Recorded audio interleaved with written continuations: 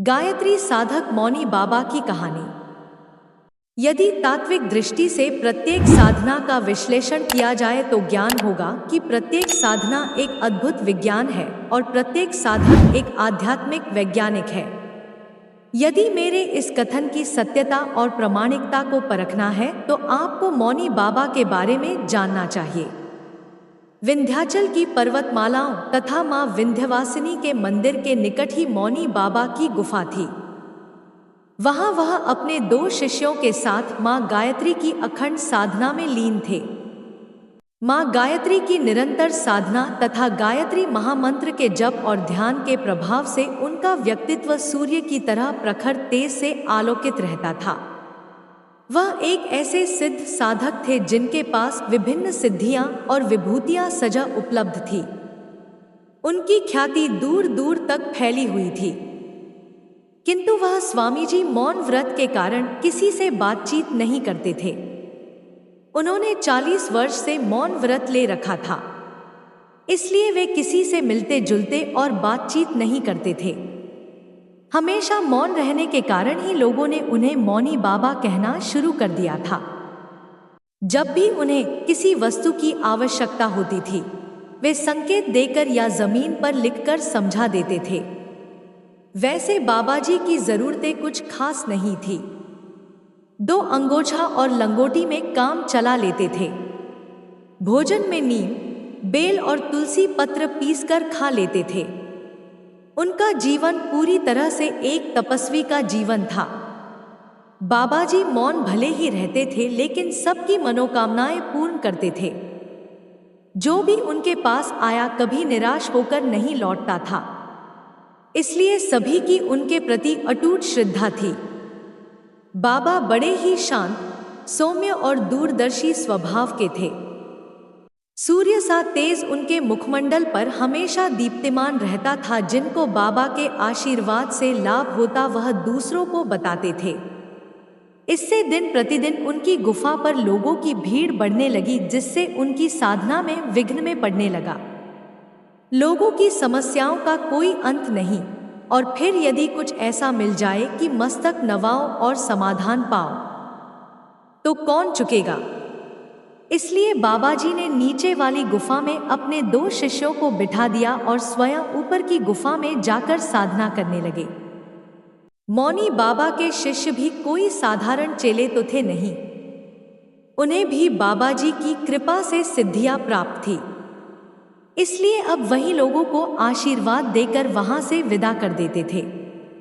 ज्यादातर लोग सांसारिक इच्छाओं की पूर्ति के लिए आते थे, इसलिए उन्हें उपयुक्त आशीर्वाद दे दिया जाता और वह संतोषपूर्वक वापस लौट जाते थे। मौनी बाबा जिस राज्य में रहते थे, वहां का राजा निसंतान था। राजा स्वभाव से बड़ा ही दयालु, पराक्रमी और धर्मपरायण था। उस राज्य में सभी सुख और प्रेम पूर्वक रहते थे। राजा की तरह महारानी भी बड़ी ही धार्मिक स्वभाव की विदुषी थी। उन्हें दुख था तो केवल इस बात का कि उनके कोई संतान नहीं है। संतान प्राप्ति के लिए राजा और महारानी ने विभिन्न ज्योतिषियों द्वारा बताए गए कई व्रत और उपवास किए, किंतु आखिरकार उन्हें निराश ही होना पड़ा। संतान प्राप्ति की चिंता में राजा और महारानी नित्य निरंतर तिल जल रहे थे। तभी महारानी को किसी दासी ने मौनी बाबा के पास जाने को बोला। मौनी बाबा के चमत्कारों की कहानियां राजा और रानी दोनों ने सुन रखी थी, किंतु वह इतने निराश हो चुके थे कि अब उनमें कहीं आने जाने की इच्छा ही नहीं थी। किंतु महारानी कहाँ हार मानने वाली थी। रानी ने महाराज से मौनी बाबा के पास जाने की इच्छा व्यक्त की। पहले तो महाराज ने मना किया, किंतु फिर महारानी की बात रखने के लिए राजा ने फैसला किया कि मौनी बाबा को ही राजदरबार में बुला लिया जाए।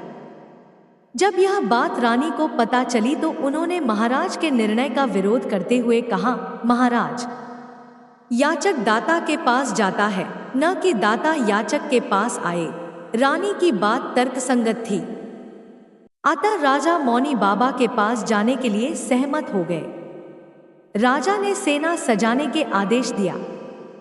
तब महारानी फिर बोली, महाराज, हम वहां कोई युद्ध करने या अपना वैभव दिखाने नहीं जा रहे हैं, बल्कि एक याचक की भांति कुछ मांगने जा रहे हैं। अतः हमें एक याचक के वेश में ही वहां जाना चाहिए। राजा रानी की इस बात से भी सहमत हो गया।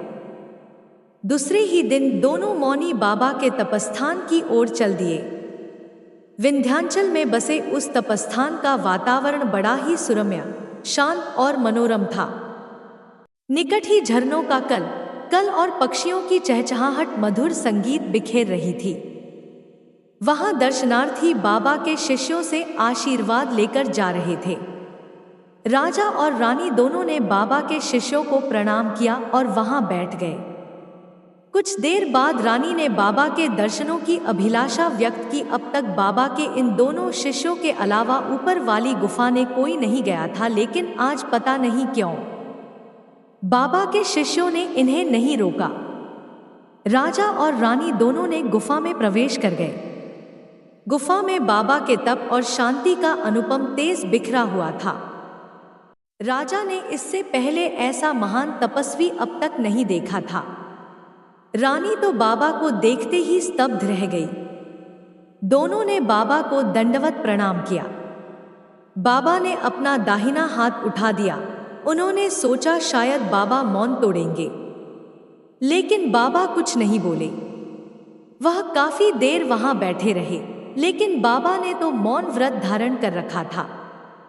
राजा तो प्रतिदिन वहां नहीं आ सकता था, लेकिन उन्होंने रानी को मौनी बाबा के पास जाने की अनुमति दे दी। रानी प्रतिदिन बाबा की तपस्थली पर जाती थी और वहां आसपास साफ सफाई करती थी। वह घंटों इस आस में बैठी रहती थी कि बाबा मौन तोड़ेंगे और मुझसे बात करेंगे। ऐसे ही दिन पर दिन बीतते गए और बरसात का मौसम आ गया। एक दिन खूब तेज बारिश हो रही थी। बिजली कड़की, बादल गरजे, आंधी और तूफान से भयावह वातावरण बना हुआ था। ऐसे में भी रानी अपने संकल्प से नहीं डिगी। वह पूरी तरह से भीग चुकी थी, लेकिन फिर भी वह बाबा की गुफा के पास पहुंच गई। पहाड़ों पर फिसलने के कारण कई जगह चोट भी आई थी, जिनसे रक्त बह रहा था। एक बार तो वह एक गहरी खाई में गिरते गिरते बची। इतना कष्ट होते हुए भी रानी की निष्ठा बाबा के प्रति बनी रही। कहते हैं, इरादों के पक्के कभी नाकाम नहीं होते। यही रानी के साथ भी हुआ। रानी की ऐसी दयनीय दशा देख मौनी बाबा का हृदय करुणा से भर गया। उनका मौन टूटा और वह करुण स्वर में बोले, बेटी, तू क्यों इतना कष्ट सह रही है? आखिर तुझे क्या चाहिए? बोल बेटी, क्यों तू इस संकटकाल में अपनी जान जोखिम में डालकर मेरी कुटिया तक आई है? बोल, तुझे क्या चाहिए? पहले तो रानी को विश्वास नहीं हुआ कि मौनी बाबा बोल उठे। वह खुशी से बाबा की ओर दौड़ पड़ी और उनके चरणों में प्रणाम करते हुए बोली, बाबा, मैं अभागिनी निसंतान हूँ, मुझे संतान चाहिए। आपके दर से कोई निराश नहीं जाता बाबा, मुझे भी पुत्रवती होने का आशीर्वाद दीजिए। बाबा तो करुणा के सागर थे। बोल दिए, जा तुझे पुत्र होगा। बाबा से वरदान पाकर रानी प्रसन्नतापूर्वक लौट आई। उसके बाद बाबा ने ध्यान में जाकर देखा तो पता चला कि महारानी के भाग्य में कोई संतान है ही नहीं, लेकिन मौनी बाबा तो आशीर्वाद दे चुके थे। उनका आशीर्वाद झूठा कैसे हो सकता है?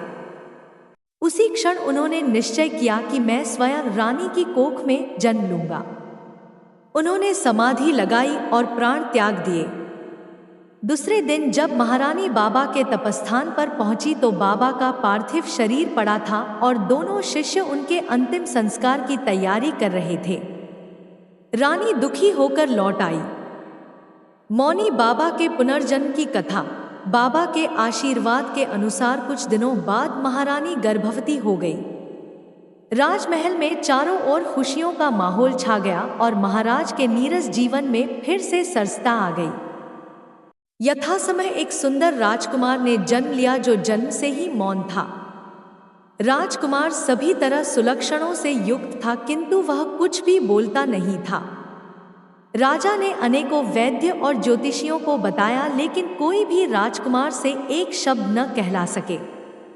वैसे राजकुमार के शरीर में ऐसी कोई कमी नहीं थी कि उन्हें गूंगा कहा जा सके। लेकिन फिर भी जब सभी प्रयास निरर्थक हो गए तो राजा ने घोषणा कर दी कि जो कोई भी राजकुमार को बोलवा देगा उसे आधा राज्य दिया जाएगा।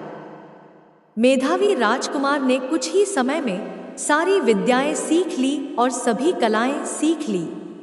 एक दिन राजकुमार मंत्री के पुत्र के साथ आखेट खेलने के लिए जंगल में गया। हालांकि राजकुमार को हिंसा बिल्कुल भी पसंद नहीं, लेकिन फिर भी वह मंत्री के पुत्र के साथ गया। उस दिन सिपाही दिन भर भटकते रहे, लेकिन कोई शिकार नहीं मिला और शाम गई तो वापस लौटने लगे। तभी रास्ते में एक झाड़ी में से एक हिरण बोल पड़ा। सिपाही टूट पड़े और उसे मार दिया।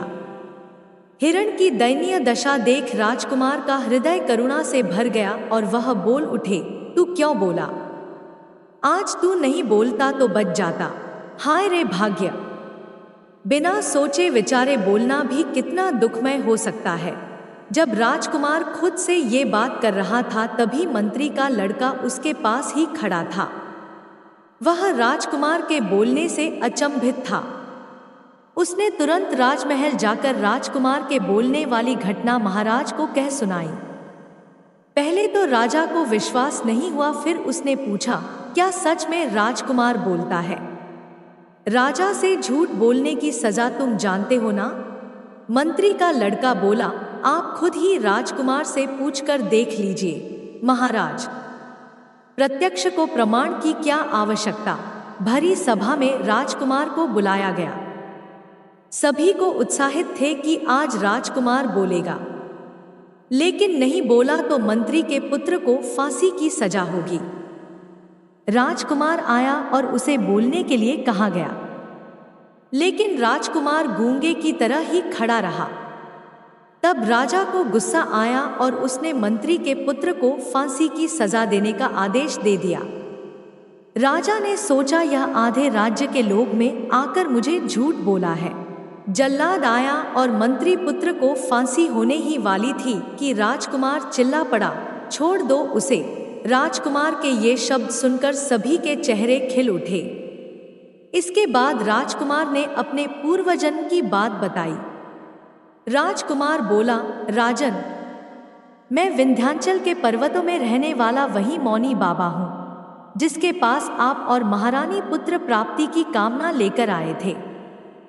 रानी की श्रद्धा और निष्ठा देखकर मेरा हृदय करुणा से भर गया और मैंने उसको पुत्रवती होने का आशीर्वाद दे दिया। किंतु मुझे बाद में ज्ञात हुआ कि रानी के भाग्य में कोई संतान नहीं थी। इसलिए अपने आशीर्वाद को पूरा करने के लिए मुझ स्वयं को रानी की कोख से जन्म लेना पड़ा। अब रानी भी निसंतान होने के दुहक से उबर गई है। अतः अब मैं पुनः अपनी तप साधना करने जा रहा हूँ। इतना कहकर राजकुमार वापस अपनी तपस्थली की ओर चल दिए। साधना की महिमा यदि समझना हो तो मौनी बाबा को समझ लो, जिन्होंने गायत्री साधना के लिए अपना सारा राज्य छोड़ दिया, जिन्होंने एक स्त्री की अभिलाषा पूर्ण करने के लिए स्वयं को एक जन्म तक न्योछावर कर दिया। धन्य है वह संत और वह लोग जिन्हें ऐसे संत के दर्शन का सौभाग्य प्राप्त हुआ। मौनी बाबा को शत शत नमन।